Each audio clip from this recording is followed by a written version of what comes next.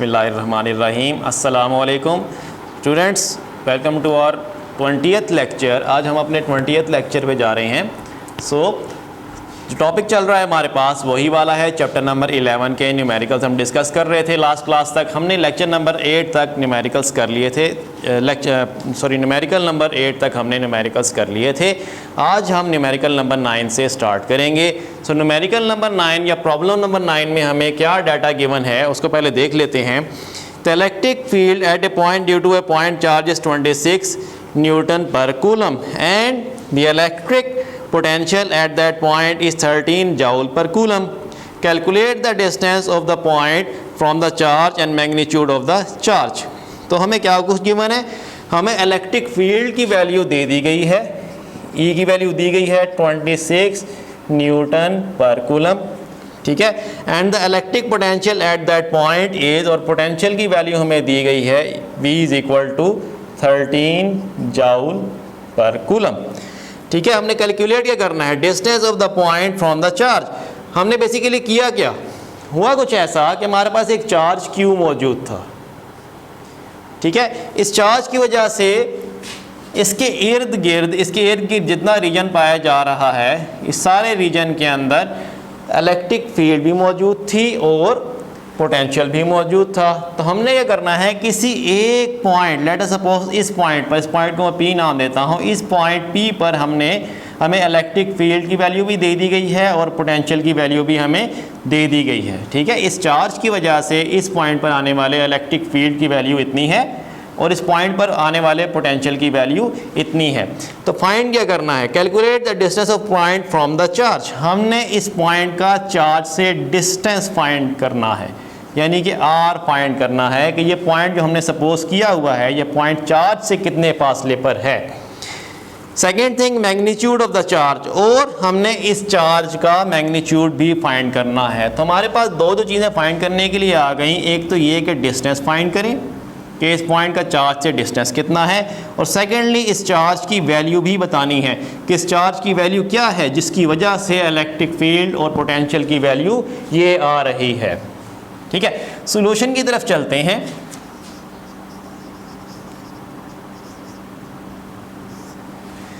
Solution किस तरह से स्टार्ट करेंगे। अब हमें पता है कि हमारे पास जो पोटेंशियल है वो डिस्टेंस डिपेंडेंट थिंग है, ठीक है। हम जब डिस्टेंस को चेंज करते हैं उसके मुताबिक हमारे पोटेंशियल की वैल्यू भी चेंज हो रही होती है। तो ग्रेडियंट में हमने यही पढ़ा था, ग्रेडियंट में पढ़ा था कि E is equal to V/R या V/D के बराबर होता है। तो हम वही इस्तेमाल करते हैं, यहाँ पर V/R लिख देते हैं, ठीक है। यहाँ से मैं अगर R की वैल्यू निकालना चाहूँ तो ये क्या बन जाएगा, इट विल बी V/E। यहाँ से R की वैल्यू इस तरह से कैलकुलेट की जा सकती है। यहाँ पर V की वैल्यू पुट कर दें। V की वैल्यू कितनी दी हुई थी हमें, 13 जाउल पर कूलम, और E की वैल्यू हमें दी हुई थी 26। तो यहाँ से आपको जो R की वैल्यू मिलती है दैट इज़ 0.5। ये आपको R की वैल्यू मिल जाएगी और इसका यूनिट क्या होगा, it will be in metres. इसका मतलब क्या है, इस चार्ज से इस पॉइंट P तक का फासला 0.5 मीटर्स है, ठीक है। सेकेंड थिंग, इसमें हमने क्या निकालना था, पोटेंशियल फाइंड करना था, चार्ज फाइंड करना था। चार्ज किस तरह से आएगा, Q फाइंड करना पड़ेगा। Q के लिए मैं फार्मूला इस्तेमाल करता हूँ, V is equal to KQ/R, ठीक है, क्योंकि K की वैल्यू हमें मालूम होती है, V की वैल्यू हमें दी गई है और R हम कैलकुलेट कर चुके हैं। तो यहाँ से Q के लिए इसको मॉडिफाई कर लेते हैं, ये बन जाएगा VR/K। तो V की वैल्यू दी हुई थी 13, R की वैल्यू हमने फाइंड कर ली 0.5 और K की वैल्यू 9 × 10 की पावर 9। ये तमाम की तमाम वैल्यूज़ डाल के जब इसको आपने सॉल्व किया तो आपको जो रिज़ल्ट मिलेगा, इट विल बी 0.722 10 की पावर -9 कूलम्स। ये आ गई आपके चार्ज की वैल्यू। तो हमने दोनों रिजल्ट्स अपने फाइंड कर लिए हैं, ओके। अब हमारा lecture problem number 10। Problem number 10 में क्या बताया गया है, 2 point charges of 8 microcoulomb and -4 microcoulomb are separated by a distance of 10 centimetre. हमारे पास दो चार्जेस हैं। सिनेरियो को यहाँ बना लेते हैं। मेरे पास एक चार्ज यहाँ मौजूद है और एक चार्ज यहाँ मौजूद है, ठीक है। इन दोनों के दरमियान में जो डिस्टेंस है that is, let us suppose 10 centimetre, और वी कैन से 0.1 मीटर। ये इन दोनों के दरमियान में डिस्टेंस गिवन है। चार्जेस की वैल्यू आपको दी गई है। क्यू की वैल्यू कितनी बताई हुई है 8 माइक्रोकूलम, या फिर इसे हम कह सकते हैं 8 × 10⁻⁻6 कूलम्स। एंड इसी तरह से Q2 की वैल्यू हमें दी गई है दैट इज़ -4 × 10⁻6 कूलम्स। चार्जेस की ये वैल्यूज़ हमें दे दी गई हैं, ठीक है, और उनके दरमियान में डिस्टेंस की वैल्यू भी हमें बता दी गई है। फाइंड ये करना है at what point on the line joining the two charges is the electric potential zero. इन दोनों चार्जेस के दरमियान में कोई ऐसा पॉइंट है जहां पर पोटेंशियल की वैल्यू ज़ीरो है, ठीक है। तो आपने उस पॉइंट की लोकेशन फाइंड करनी है कि वो पॉइंट Q1 से या Q2 से कितने फासले पर है। उसके लिए क्या करते हैं, एक पॉइंट P यहाँ पर सपोज कर लेते हैं। लेट अस सपोज Q1 का इस पॉइंट P से जो फासला है इसको हम कहते हैं इट इज़ x, ठीक है। तो यहाँ पे मैं डिस्टेंसेस लिखने लगा हूँ। इस डिस्टेंस को मैं R1 कहूँगा, यानी कि Q1 से P तक का जो फासला है इसको हम कह देते हैं R1, ठीक है। जबकि Q1 से Q2 तक का जो फासला है इसे कह देते हैं R2। अपनी आसानी के लिए जस्ट मैं यहाँ पे नोटेशंस दे रहा हूँ, नथिंग एल्स, ठीक है। तो जब मैं कहता हूँ कि Q1 से P तक का जो फासला है वो R1 है और R1 is equal to x आ जाएगा। R1 की वैल्यू क्या है, x है, ठीक है। फिर Q1 से Q2 तक का फासला कितना है, या फिर पॉइंट P से लेकर इस तरह कर लेते हैं, चलिए पॉइंट P से लेकर Q2 तक का जो फासला है इसको R2 कह देते हैं। इस तरह से आसानी रहेगी हमें। तो R2 कितना बन जाएगा, R2 आपके पास आ जाएगा 0.1 - x। ये बात किस तरह से समझ में आती है, यहाँ से लेकर यहाँ तक जो फासला था, इन दोनों के दरमियान जो फासला था वो हमें बताया गया था 0.1 मीटर है या 10 सेंटीमीटर है, ठीक है। उसमें से इतना तो हमने कह दिया x हो गया, तो बाकी जो बच जाएगा वो कितना होगा, 0.1 में से इस x को निकाल देंगे, बाकी हमारे पास ये बचेगा दैट इज़ R2, और इस R2 की वैल्यू क्या हो जाएगी 0.1 - x। तो 0.1 - x ये हमारे R2 की वैल्यू आ गई। इस क्वेश्चन के अंदर बस यही समझने वाली चीज़ थी। अगर आपको ये डिस्टेंस समझ में आता है तो बाकी चीज़ें आसान हैं, ठीक है। अब हमने वो पॉइंट फाइंड करना है जहां पर पोटेंशियल की वैल्यू ज़ीरो हो जाए। अब चूंकि दोनों ऑपोजिट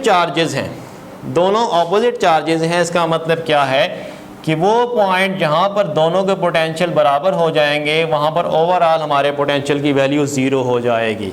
वो पॉइंट जहां पर दोनों के पोटेंशियल बराबर हो जाएंगे, लेट अस सपोज ये पॉइंट P जहाँ पर इसकी वजह से पोटेंशियल और इसकी वजह से पोटेंशियल बराबर हो जाएगा, तो यहाँ पर ओवरऑल पोटेंशियल की वैल्यू ज़ीरो हो जाएगी, ठीक है। तो हमने अपनी स्टेटमेंट इस तरह से बना ली कि हमने वो पॉइंट फाइंड करना है जहाँ पर ये दोनों पोटेंशियल्स बराबर हो जाएं। अब यहाँ पे सिर्फ वैल्यूज़ पुट करनी है। V1 क्या आ जाएगा, KQ/R1 आ जाएगा, और ये आ जाएगा KQ/R2। ये Q1 है और ये Q2 है, ठीक है। तो KQ1/R1 और KQ2/R2 ये हमने लिख लिया। अब यहाँ वैल्यूज़ पुट करते हैं R1 और R2 की। KQ1/R1 हमने कहा था x होगा, ये लिखा हुआ है, और R2 क्या होगा 0.1 - x। तो KQ2/0.1 - x, ठीक है। ये हमने इसको यहाँ पुट कर दिया। K से K को काट दें, सिंपल हमारे पास क्या बन जाएगा, Q1 × 0.1 - x is equal to Q2x। मैंने K से K काट दिया और क्रॉस मल्टीप्लाई कर दिया, तो मेरे पास ये रिजल्ट आ गया। It will become 0.1 times of Q minus Q1x minus Q2x is equal to 0।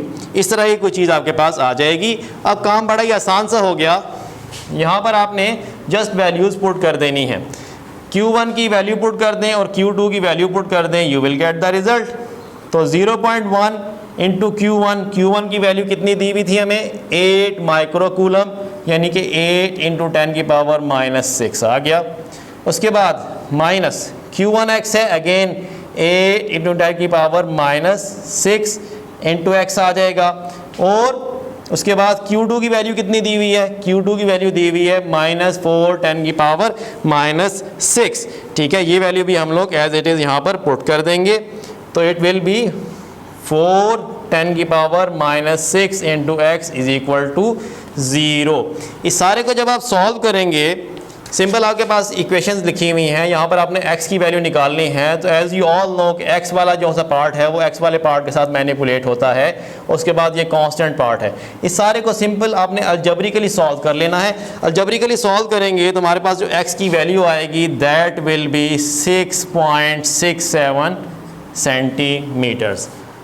I don't think FSC के स्टूडेंट्स के लिए अलजेब्रिकली सॉल्व करना मुश्किल होगा। इसको अलजेब्रिकली सिंपल सॉल्व कर लें तो आपके पास x की वैल्यू ये निकल आएगी, ठीक है। उसके बाद ये x क्या है, ये x बेसिकली R1 है, तो R1 की वैल्यू आपके पास आ गई 6.67। What will be the value of R2?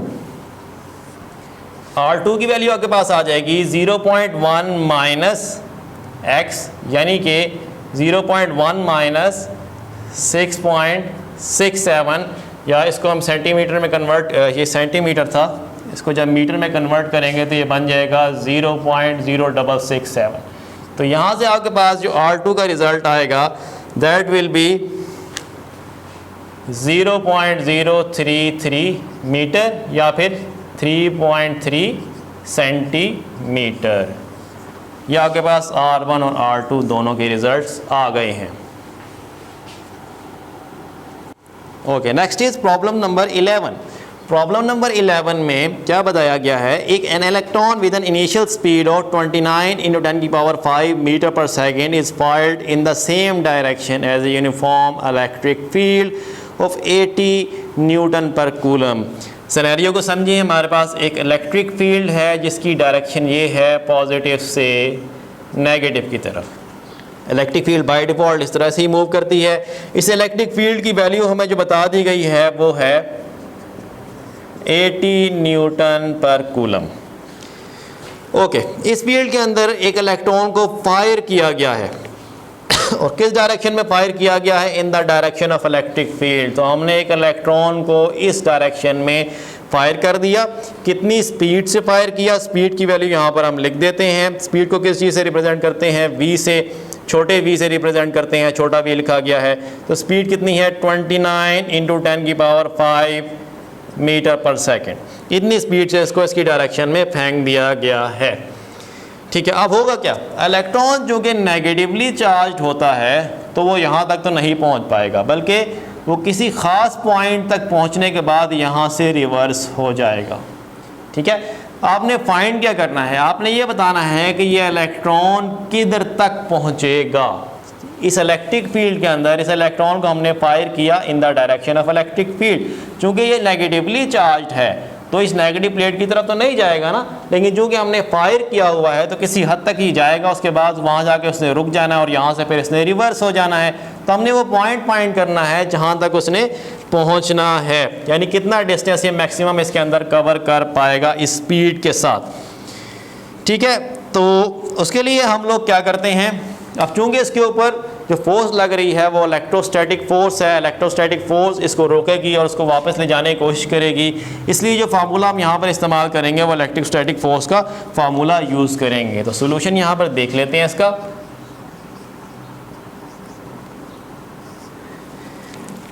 Okay, electrostatic force होती है F = Q × E, ठीक है। Q क्या है, चार्ज ऑन इलेक्ट्रॉन, और चार्ज ऑन इलेक्ट्रॉन की वैल्यू क्या होती है 1.6 10 की पावर -19 कूलम्स।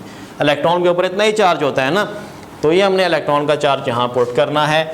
सो वैल्यूज़ पुट करते हैं तो F = क्या हो जाएगा, Q की वैल्यू 1.6 10 की पावर -19 एंड E की वैल्यू आपको दे दी गई है 80।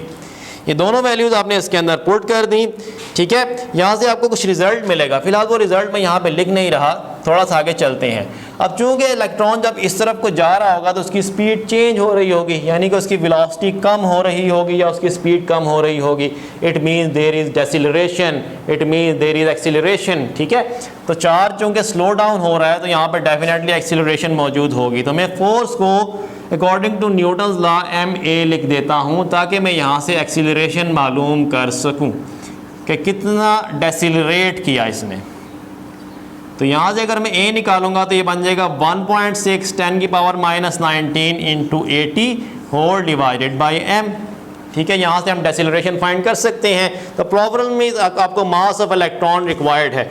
तो मास ऑफ इलेक्ट्रॉन की वैल्यू क्या होती है? मास ऑफ इलेक्ट्रॉन की वैल्यू होती है 9.1 इंटू 10⁻⁻31 किलोग्राम्स। ये मास ऑफ इलेक्ट्रॉन की वैल्यू होती है। तो मैं यहाँ पर इसके मास की वैल्यू पुट कर देता हूँ 9.1 10⁻31 किलोग्राम्स। इस सारे को सॉल्व करेंगे तो आपका एक्सेलरेशन की जो वैल्यू मिलेगी दैट विल बी -14.066 इंटू 10⁻12। ये मीटर पर सेकंड स्क्वायर में इसका आंसर आ जाएगा। अब यहाँ पर मैंने माइनस क्यों डाला? जब आप सॉल्व करेंगे तो रिजल्ट पॉजिटिव में ही आएगा। ठीक है, नेगेटिव साइन यहाँ पर लगाने का मकसद क्या था? ताकि ये पता लगे कि बॉडी डेसिलरेट कर रही है, उसकी स्पीड कम होती जा रही है। तो हमने एक्सीलरेशन फाइंड कर ली। अब अगर हम लोग सिंपल इक्वेशन ऑफ मोशन से कैलकुलेट करना चाहें तो हम डिस्टेंस निकाल सकते हैं 2as is equal to vf का स्क्वायर माइनस vi का स्क्वायर। तो यहाँ पर हमने डिस्टेंस फाइंड करना था चूँकि, तो हम करेंगे vf का स्क्वायर माइनस vi का square whole divided by 2 times of a। Final velocity की वैल्यू क्या होगी? जब ये इस पॉइंट P तक पहुँचेगा तो रुक जाएगा। तो इसका मतलब क्या है? इट विल बी 0 का square minus initial velocity. Initial velocity basically आपकी इनिशियल स्पीड ही थी। ये क्या हो जाएगा 29 इंटू 10 की पावर 5।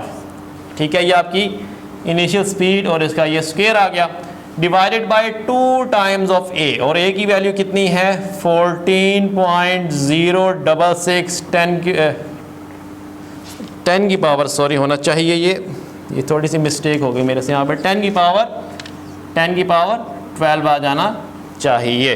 ठीक है, ये तमाम की तमाम वैल्यूज़ यहाँ पर आप पुट करेंगे। यहाँ पे भी डेफिनेटली माइनस तो मौजूद होगा, डेसिलरेशन हुई हुई है। तो इस सारे को जब आप सॉल्व करेंगे तो आपको जो डिस्टेंस की वैल्यू मिलेगी दैट विल बी 0.299 मीटर्स। ये डिस्टेंस निकल आएगा।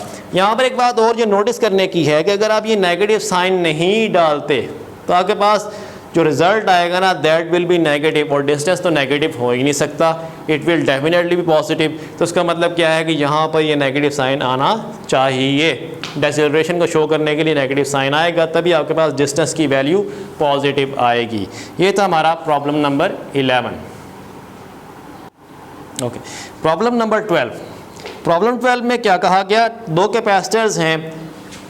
एक की कैपेसिटेंस हमें दी गई है 4 माइक्रोफैरड और दूसरे की कैपेसिटेंस दी गई है 8 माइक्रोफैरड। ठीक है, इनको कनेक्ट किया गया इन सीरीज़ और उसके बाद फिर in parallel. In each case external voltage is 200 volts. जिस सोर्स से इनको लगा दिया गया है वो 200 वोल्ट्स का सोर्स है। Calculate in each case the total capacitance. हमने पार्ट ए के लिए और पार्ट बी के लिए चीज़ें फाइंड करनी हैं। तो पार्ट ए के लिए मैं लिख देता हूँ कि ये सीरीज़ वाला पार्ट है और पार्ट बी के लिए मैं लिख देता हूँ ये पैरेलल वाला पार्ट है।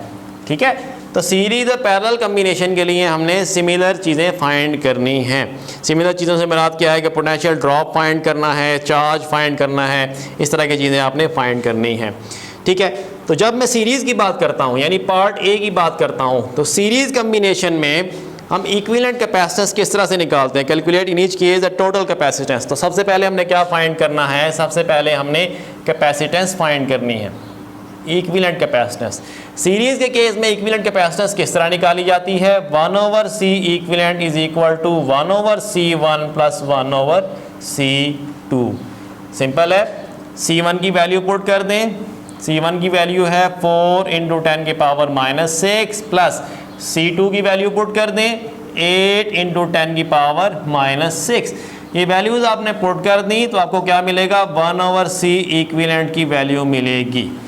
ठीक है, 1/c इक्विवेलेंट तो रिक्वायर्ड नहीं था। रिक्वायर्ड क्या था? c इक्विवेलेंट रिक्वायर्ड था।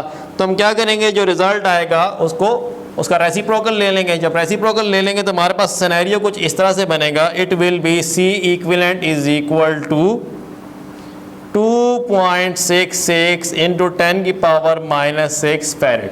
ये रिजल्ट आ जाएगा। ठीक है। जब आप इसको सॉल्व करेंगे ना तो आपके पास जो रिजल्ट आ रहा होगा वो let us suppose a over b की फॉर्म में होगा। लेट अस सपोज, समझाने के लिए सिर्फ कर रहा हूँ, ये a ओवर b की फॉर्म में होगा, ये 1 ओवर c इक्विवेलेंट की वैल्यू होगी। अगर आपने c इक्विवेलेंट फाइंड करना होगा तो क्या कर देंगे, इस a ओवर b को b ओवर a बनाएंगे ना, रेसिप्रोकल लेंगे, तब कहीं जाकर आपके पास c इक्विवेलेंट की वैल्यू आएगी। तो इस तरह से इसको आपने सॉल्व करना है। और क्या फाइंड करना है इसके अंदर, potential drop across each capacitor. अब चूंकि सीरीज़ कम्बिनेशन है तो सीरीज़ कम्बिनेशन में हमारे पास हर एक के क्रॉस, हर कैपेसिटर के क्रॉस पोटेंशियल ड्रॉप डिफरेंट होता है, इसलिए हमने हर एक के लिए अलग अलग पोटेंशियल फाइंड करना है। लेकिन पोटेंशियल फाइंड करने से पहले जो चीज़ आपको रिक्वायर्ड है वो है इसके अंदर से गुजरने वाला चार्ज, कि टोटल कितना चार्ज इन दोनों के अंदर से गुजरेगा। तो सीरीज़ कम्बिनेशन में चार्ज की वैल्यू सेम होती है, तो हम क्या करते हैं, पहले चार्ज फाइंड कर लेते हैं, Q is equal to C equivalent into V करके। C इक्विवेलेंट की वैल्यू जो वैल्यू हमारे पास आई थी 2.66 10 की पावर -6, ये C इक्विवेलेंट की वैल्यू है। इसको हम अप्लाइड पोटेंशियल से मल्टीप्लाई कर देते हैं, यानी कि 200 से मल्टीप्लाई कर देते हैं।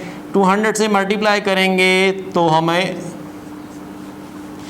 टोटल चार्ज मिल जाएगा। टोटल चार्ज की वैल्यू कितनी है, 5.33 10 की पावर -4 कूलम्स।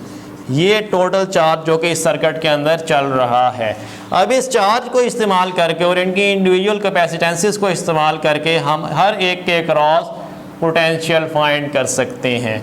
तो V1 इज इक्वल टू क्या होगा, V1 is equal to Q by C1 कर देंगे, और V2 के लिए हम Q बाय C2 कर देंगे।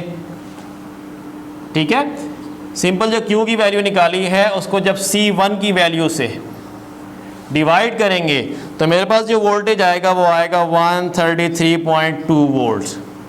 ठीक है, और जब इसी चार्ज की वैल्यू को C2 से, इस C2 से डिवाइड करेंगे तो पोटेंशियल की जो वैल्यू आएगी दैट विल बी 66.6 वोल्ट।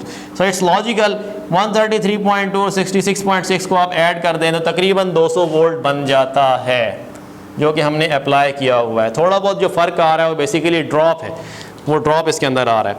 इसी तरह से ये सारा काम अब हमने करना है पैरेलल कम्बिनेशन के लिए। पैरेलल के लिए इक्विवेलेंट कैपेसिटेंस कैसे निकाली जाती है, C1 प्लस C2 करके।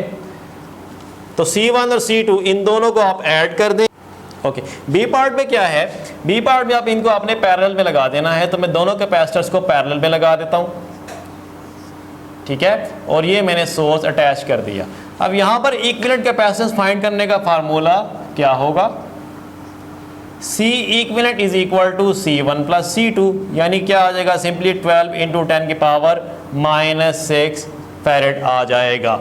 ये इक्विवेलेंट कैपेसिटेंस आ गई इन केस ऑफ पैरेलल।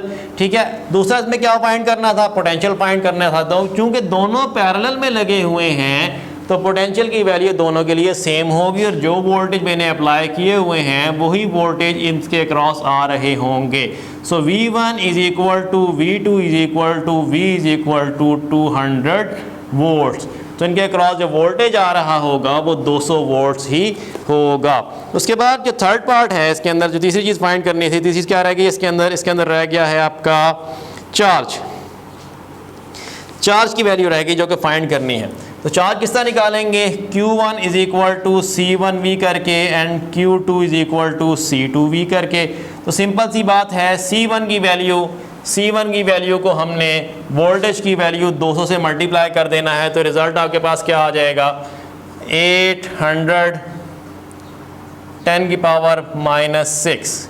ठीक है, जबकि दूसरे केस में लेट मी चेक, जो मैंने रिजल्ट लिखा है वो मैंने ठीक लिखा है, बिल्कुल मैंने ठीक लिखा है। उसके बाद Q2 का जो रिजल्ट आएगा, Q2 के लिए क्या करेंगे, C2 की वैल्यू को वोल्टेज की वैल्यू से मल्टीप्लाई करेंगे तो ये बन जाएगा 1610 की पावर -6। ये भी फैरेड में और ये भी फैरेड में आ जाएगा।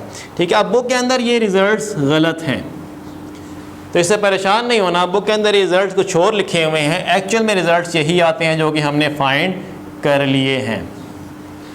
तो लेक्चर नंबर 20 यहाँ तक ही था। इससे आगे के न्यूमेरिकल्स हम नेक्स्ट लेक्चर में डिस्कस करेंगे इंशाल्लाह। अंटिल देन, थैंक यू, अल्लाह हाफिज़।